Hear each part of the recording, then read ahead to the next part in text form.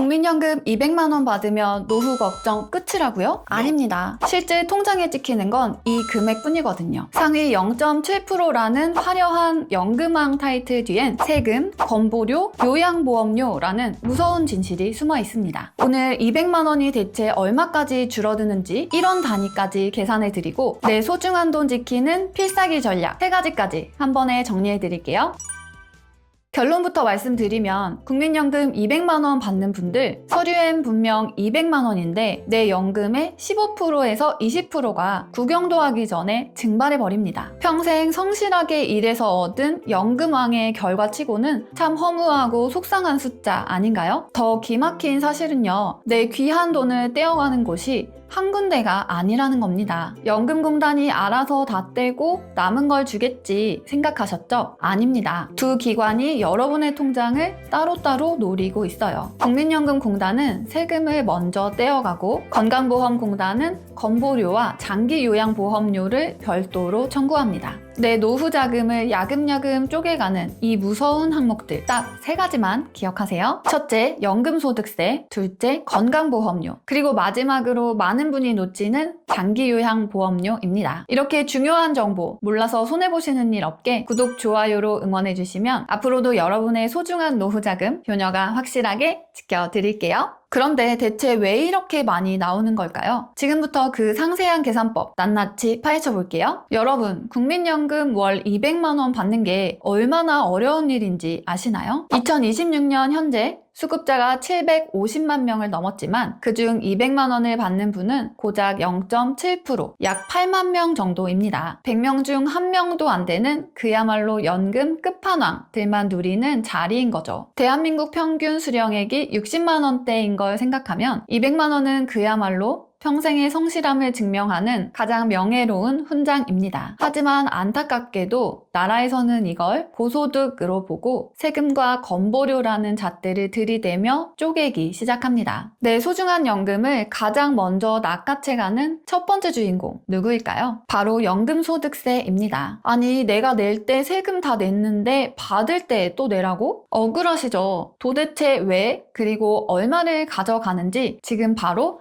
1원 단위까지 하나하나 분석해 드릴게요. 사실 많은 분이 연금 낼 때 이미 세금 다 냈는데 왜 또 떼가냐며 정말 억울해 하세요. 그런데 여기엔 나라의 철저한 원칙이 하나 있습니다. 바로 과세이연입니다. 쉽게 말해 연금보험료 낼 때 소득공제 혜택을 줬으니 받을 때 세금을 내라는 거죠. 즉, 낼 때 안 냈으니 받을 때 내라는 말입니다. 다만 모든 연금에 세금을 매기진 않아요. 2002년 이후에 납부한 금액에 대해서만 세금이 붙거든요. 하지만 오늘은 가장 보수적으로 여러분이 받는 200만 원 전액이 세금 대상이라고 가정하고 계산해 볼게요. 1200만 원까지는 6%, 그걸 넘는 금액엔 15%의 세금이 붙습니다. 여기에 지방소득세까지 얹으면 1년에 내야 할 세금이 약 132만 원 정도 돼요. 하지만 여러분, 이건 예고편에 불과합니다. 진짜 무서운 건 이 세금이 아니에요. 자녀 밑에 있던 내 피부양자 자격이 단 1원 차이로 공중분해된다는 사실입니다. 대체 그 기준이 얼마인지 바로 확인해 볼까요? 건보료 한 푼도 안 내고 계신 분들이라면 눈 크게 뜨고 보셔야 합니다. 아주 가혹한 기준이 하나 있거든요. 공적 연금 수령액이 연간 2천만 원을 단 1원이라도 넘기는 순간 여러분은 피부양자 자격에서 자동으로 탈락합니다. 월 2천만 원 수급자라면 1년에 총 2,400만 원을 받으시죠. 앞서 말씀드린 기준선을 훌쩍 넘어버립니다. 수십 년 성실히 부어 만든 연금왕이라는 타이틀이 아이러니하게도 여러분의 피부양자 자격을 뺏어가는 스위치가 되는 겁니다. 탈락과 동시에 여러분은 곧바로 지역가입자로 전환되는데 이때부터는 돈 떼가는 방식이 완전히 달라집니다. 지역가입자가 되는 순간 나라에서는 여러분의 소득뿐만 아니라 재산까지 샅샅이 뒤집니다. 살고 계신 집, 타고 다니는 자동차까지 합쳐서 보험료를 매기거든요. 만약 수도권에 집 한 채라도 있다면 보험료는 순식간에 20만 원을 훌쩍 넘기게 됩니다. 연금은 그대로인데 나가는 돈만 기하급수적으로 늘어나는 거죠. 여기서 끝이 아닙니다. 많은 분이 놓치시는 세 번째 복병, 바로 장기요양보험료입니다. 이건 건보료의 약 12.5%가 꼬리표처럼 무조건 따라붙습니다. 내 건보료가 20만 원이라면 요양보험료로 25,000원이 추가로 더 나가는 셈이죠. 결국 세금, 건보료, 요양보험료까지 다 합치면 매달 최소 23만 원에서 많게는 30만 원 넘게 통장에 찍히기도 전에 사라집니다. 결국 통장에 찍히는 최종 숫자는 170만 원대인 거죠. 내 연금의 20% 가까이가 증발한다는 이 현실, 정말 속상하고 불편하시죠? 하지만 이 숫자를 정확히 알아야 진짜 노후 대책을 세울 수 있습니다. 그렇다면 이 무서운 건보료 폭탄을 피하고 내 소중한 연금을 1원이라도 더 지킬 방법은 정말 없는 걸까요? 지금 바로 그 필살기 전략 3가지